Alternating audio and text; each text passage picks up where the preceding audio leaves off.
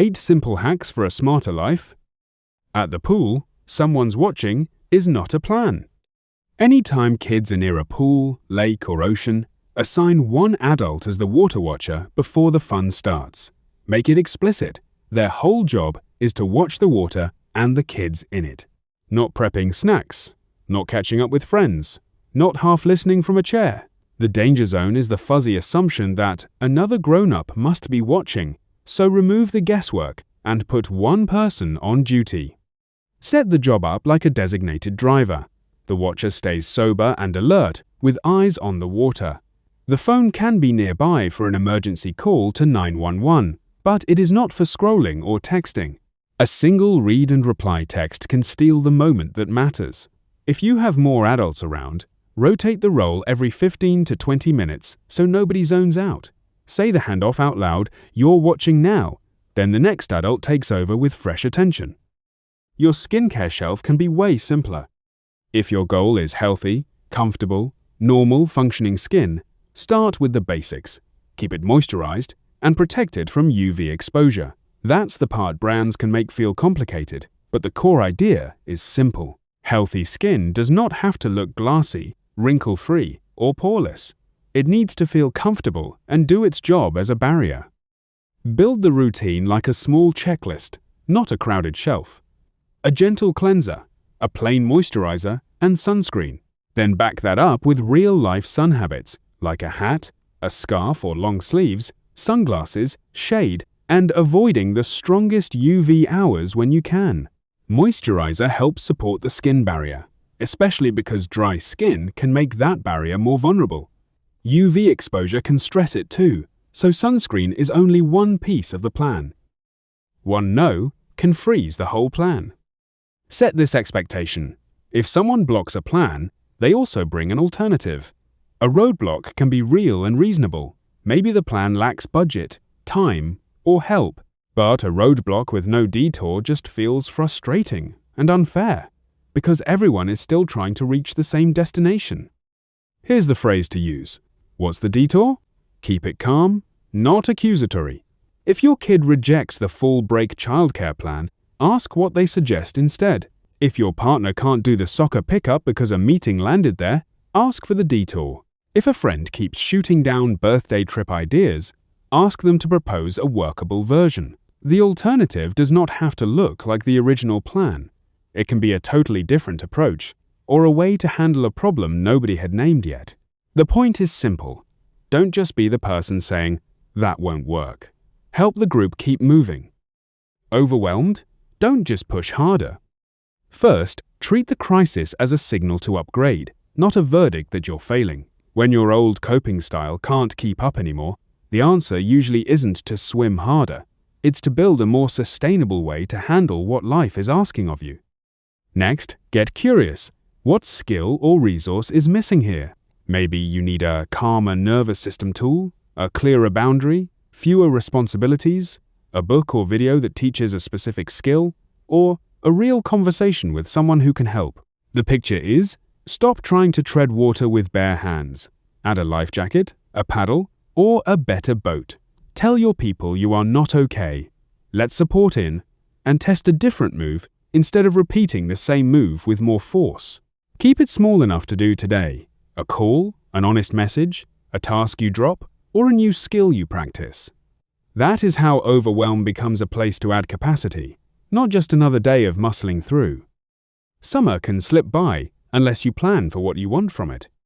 Before you fill the calendar, sit down and ask the simple question. As a family, how do we want to design this summer, and what does each person want from it? That one conversation keeps summer from turning into a pile of obligations. It also helps you spot the real problem early, a schedule so packed that everyone is just rushing from one thing to the next.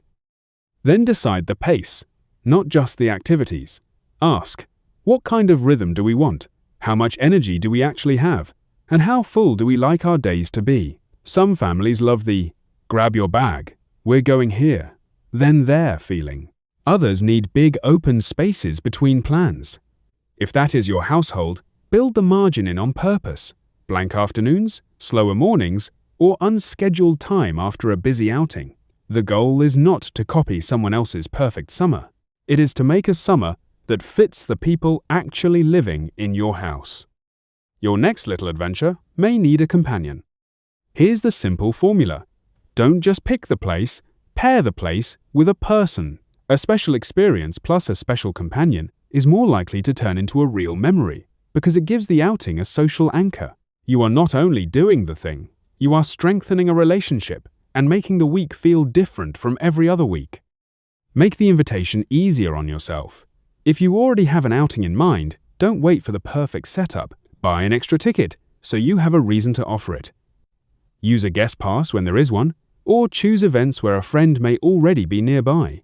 The memory gets stronger because you can talk about it while it is happening, then bring it up again later. That little replay makes the experience feel bigger than a solo errand. You shared it, named the best parts, and got to enjoy a piece of it again in the retelling. Worried? Check the odds before you spiral. Start by asking, how likely is this really? A clear sense of likelihood helps you decide whether a worry deserves action, a backup plan, or just a deep breath. That's the whole trick. Odds don't make bad outcomes impossible, but they keep your brain from treating every unlikely problem like it is right around the corner. Use real-world history as your first filter. For travel, look up historical flight data. If 2 flights leave around the same time, and one has a 90% on-time rate while the other is around 75%, the 90% option is probably the calmer choice. For an outdoor event, check the weather pattern for that month. If the place usually gets rain only about 3 days that month, yes, make a backup plan, but you can also stop acting like rain is the default. With money worries, remember that a 10% market pullback is pretty common, and a 20% drop is less common but still not rare, averaging 1 to 2 times every 5 years. The point is not to predict perfectly, it is to replace vague dread with actual odds. New thing feels awkward? Don't quit too soon. Here's the move. Treat the new thing as a 3 to 6 month trial. That gives it enough runway to actually get going, but it also takes the pressure off. You are not signing up forever. You are giving the project, class, group, newsletter, or new routine a fair chance before you decide whether it belongs in your real life. Before you begin, make the finish line visible. I'm going to give this my full effort for 3 to 6 months. Then I'll review. If it's a newsletter, look at whether anyone is reading or whether a few posts are getting real engagement. If it's running, give it time. It can take a few weeks before it feels comfortable, and by 6 months, many early annoyances may be behind you. Then compare it honestly with other options, like whether you'd rather keep doing Pilates. The point is that 3 to 6 months is long enough for random bad days to get absorbed into the bigger experience, but short enough that it doesn't feel endless. If you're unhappy with how it's going, you can decide, in December, I'm stopping, and move on without guilt. That's it for today. Subscribe for a new guide every day.